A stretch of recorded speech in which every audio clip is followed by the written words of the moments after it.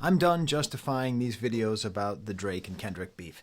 It's the biggest thing happening in popular culture, in rap culture, in music culture, and for whatever reason, many people like seeing what I have to say about it. If you're not one of those people, if you think I could not possibly be qualified to talk about this, respect to you. There's so many great places to check out commentary. I watched Dead End Hip Hop. They had a pretty good review of this song. Go watch their stuff instead. No harm on me. There are clicks to go around. There's so many clicks to go around. But I'm going to try to add something I try to add something new. And the way I'm going to do that is by describing the way that Drake succeeded with this song, The Heart Part 6. The one way, the 1 point. He got 1 point. In my opinion, one touch. The title. Calling it The Heart Part 6 when Kendrick is most certainly planning on releasing a song called The Heart Part 6 in his The Heart series, preceding the release of each of his albums. He took that. Good job. He did it. But then in every other metric, I think he completely failed, and I'm going to explain why. The issue is, I think, though, the way that we talk about this is framed wrong. Because the question is, who is going to win this battle? Kendrick is going to win this battle. But who is going to win the war for the soul of hip-hop? I think Drake is still going to win. I don't think it matters that Drake can't win this battle. I don't. What Kendrick is trying to do is commit a Drakeotomy. Remember in Half-Baked, Dave Chappelle, I need a Backiotomy. Like he's trying to do a Drakeotomy. He's trying to take Drake out of the whole picture. Separate him from his fans, family, collaborators, all that stuff. But I don't think it's going to work. As I said in the previous video, Drake is a Trumpian-like figure. We are just fanning his flames. He is just getting more attention. And I could be wrong. Timestamp this 2 minutes and 3 seconds in this video. I'm telling you, I'm giving you the guarantee, no matter how hard Drake loses this battle, and I think he's going to lose it super hard, he will have a #1 album within the next year.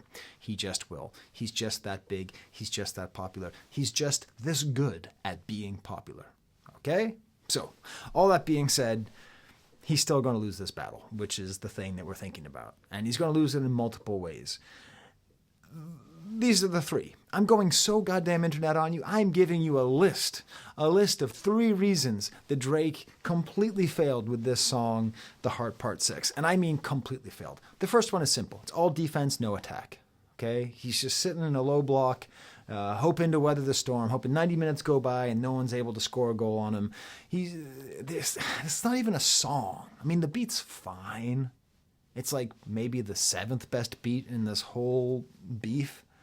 It's kind of weak. It's kind of repetitive. It starts off with that Aretha Franklin sample of, show me the proof, but then it doesn't come back.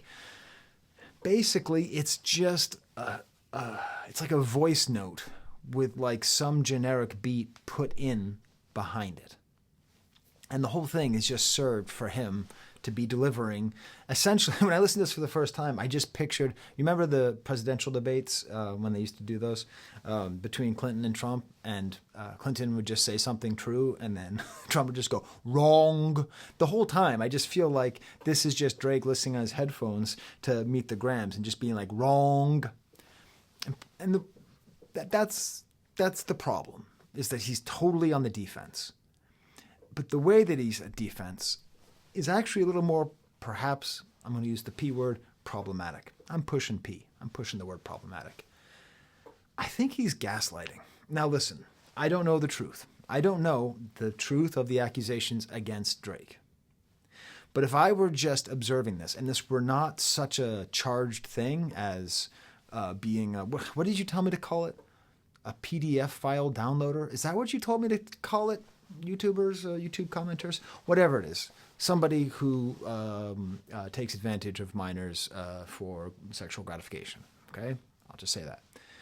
If we just imagine that it's like, who put the milk back in the fridge with only 1 sip left, right? Like, whatever it is. If you're just analyzing this defense, he comes across as an abuser who is gaslighting. Now, if you don't know gaslighting, that's when somebody in an intimate relationship tries to make you question reality. There's many different ways of doing it. I suggest you watch any number of YouTube videos about it. They're quite interesting. I have a friend who was in a very abusive relationship and suffered a lot of gaslighting, and I learned a lot from that friend. And I can tell you, it's very, very, very disruptive. It's very hurtful. It's an amazingly great thing that our society has that term, because when my friend was going through that, that term didn't exist. So it was just like, what the hell is happening to me, said my friend. Like, what the hell's going on? I swear to God, 2 + 2 = 4, but they're telling me 2 + 2 = 5. And I'm going to give you some more examples here. And what ends up happening is, if you are a pop psychologist like me, not a real psychologist, but a pop psychologist, you know that gaslighters often have narcissistic personality disorders. And I'd like to read to you the Narcissist Prayer. This is an amazing thing that was made a while ago to help you understand the mind of a narcissist and how it ties into gaslighting. That didn't happen. And if it did, it wasn't that bad. And if it was, that's not a big deal. And if it is, that's not my fault. And if it was, I didn't mean it. And if I did, you deserved it. We're at the beginning here. That didn't happen. And the way that Drake is doing it, it's creating cognitive dissonance. Like, he didn't succeed. There are things that don't add up and don't make sense. I remember when my friend told me a story about finding some texts on his partner's phone about meeting up with a potential lover in New York City. And when that friend confronted their partner, their abusive partner, the partner was like, no, that didn't happen. It's like, it's right here. Well, you shouldn't be looking at that. Well, I am looking at that, but it's right here. Yeah, no, that didn't happen. They went to couples therapy, and they discussed it in couples therapy. And it was that didn't happen, to the point where my friend actually doesn't remember whether or not they actually saw the thing that they actually saw. That's how gaslighting works. That didn't happen, and if it did, it wasn't that bad. Okay, you try to change it. You try to change the topic. Okay? The whole beginning of this, the first time I heard it, I was like, oh, damn, Drake got him.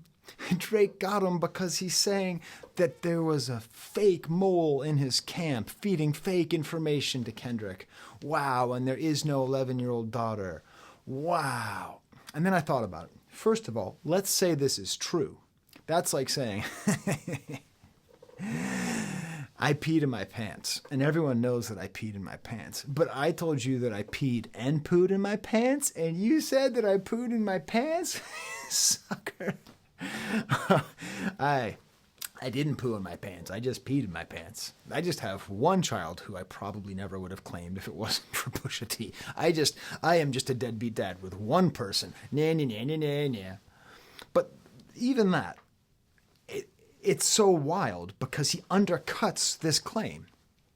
He says that he fed him the information, and then later said that his informant is a clown. So which is it?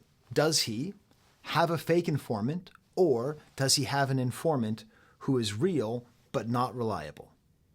This is the cognitive dissonance of a gaslighter. This is what he's trying to create, to the point where you go, oh, the person I heard that from is both on your side, and also, if he's not on your side, then he's not reliable. It doesn't make any cohesive sense. The other thing that people who are gaslighting you will do is they will distract and divert constantly. Going back to that example of my friend, hey, you shouldn't be looking at my messages. Okay, fine, but I did look at your messages. This is outrageous. How dare you do that? This is the most outrageous thing you could ever do to me. I don't think I can ever forgive you for looking at my messages. Okay? Distraction. The problem is that Drake doesn't understand the weakness of his attack. His attack is that Whitney is not in love with him. Oh, it's coming back. I made a video a couple videos ago about the fact this whole beef is just an addendum to Mr. Morale and the Big Steppers. This whole beef is unintentionally advertisements for this album. This whole beef is a poppy, fun way of mediating all of the themes in this very dense and unfun album. Okay? He says in this album that Whitney is going to leave him. He says in this album that he has mistreated her and that he's cheated on her. He has implied that he has abused her, I believe physically in addition to emotionally. He doesn't deny anything. Kendrick, in his responses, never denies, never says, I didn't hit Whitney. Do you know why he doesn't say it? Because A, either he did and he doesn't need to say, either he did and they've worked through it, and that's this whole album is about being a better man and breaking out of the cycles of abuse in the first place, or he didn't do it, and if you didn't do it, you don't need to say it. You don't need to say I didn't do it. Go ahead, ask me. You ever hit your wife? I'll be like, no. And you're like, yes, you did. I won't even respond to you. I won't even be like, well, actually, I won't be like, show receipts. Like, it's just so far. Now, if you ask me like, hey, if you ever yelled at your dog Bo when you shouldn't have, I'll be like, well, I mean, when should have, you know? I haven't always been the best dog owner. Anyways, I'm getting off track here. So he's doubling down on these attacks on Kendrick for things that Kendrick has not actually refuted. So that whole line, the second line that really hits is the last line before he gets into his Who God's ending, where, he says, Whitney, I'll hit you back, but it'll be a lot safer or whatever it is. I mean, like, that's like a good, line, but like, it's all on here. It's all on here. The whole story. Whatever you are going to say about Kendrick Lamar, he has already said about himself. And it's tied into just this whole weirdness of like, why is she following Dave Free on Instagram? Listen, she's an adult. Is my wife on Instagram? I don't know. I legitimately don't know. I don't think so. If she is she following my Instagram? I hope not. All I do is like post like advertisements for this channel, like random thoughts and stuff. You think she needs Instagram? She's with me all the time. She's with me all the time. Okay? I mean, like, this is an adolescent. This is like my kids are too smart for it, but I've heard of stories of teenagers being like, oh my God, I just got unfriended by Bobby. What's going to happen? Like, these are adult questions. So he never has to say, I never laid a hand on her, because that's not what the argument's about. By not feeding into that, Kendrick is understanding what you have to do. If you want to win one of these debates, you can't just be defending. You have to keep attacking, and then you don't bring it up as a concept. And what this does, I'll put you up there, Kung Fu. The other thing that this does is, or that abusers do, that narcissistic abusers do, is they do what's called a flip, the narcissist flip. So he is flipping around his own flip. So there was an attack on Drake, and then what Drake is doing is trying to change the topic, trying to change the subject, trying to make it whether or not he hit the mother of his children at some point in the past 10 years. And he flips that around on Kendrick, saying, you'd rather grab your pen and misdirect it. Like, he's actually flipping on a flip. He even tries to flip it around, trying to make it seem like Kendrick is the one who has problems with histories of molestation and SA, right? He's trying to flip it around because of Mother I, which we're getting to soon. He's just flopping all over the place, just denying so much stuff, saying he's too rich to be... He's too rich. He simultaneously refers to it as this Epstein shit and says, I'm too rich to get away with this. He is literally talking about a person who was so rich he could get away with running an underage sex ring. And in the same verse, saying, I'm too rich to be able to get away with this.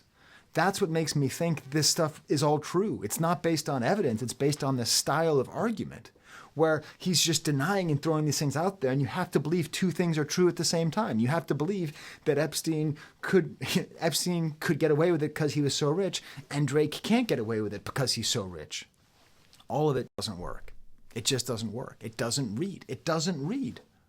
And everyone's like making fun of Drake, saying his co-writers and his teams are writing this. I don't think so. I think he's writing this, but I don't think he knows how to do it. And just in terms of protesting too much, you see back here, I made what I call the no sex offender list. This is the quote. Drake, when you are guilty or not guilty, when you're trying to prove your innocence, stay away from double negatives. It's too confusing. It's too easy to misinterpret. Drake is not a name that you're going to see on no sex offender list. So if we take that down, this is the no sex offender list. I wrote it up there. Does Drake's name belong on that list? I refer you to the text again. Drake is not a name that you're going to see on no sex offender list, which therefore means I cannot write Drake up here because you're not going to see his name on the no sex offender list. Now, I'm not saying, ta-da, I got you. It's more the mental state that he's in where he's just sort of saying anything. Everything's all mixed up. I've never been with no one underage. I've never been with no one underage? Why so many double negatives?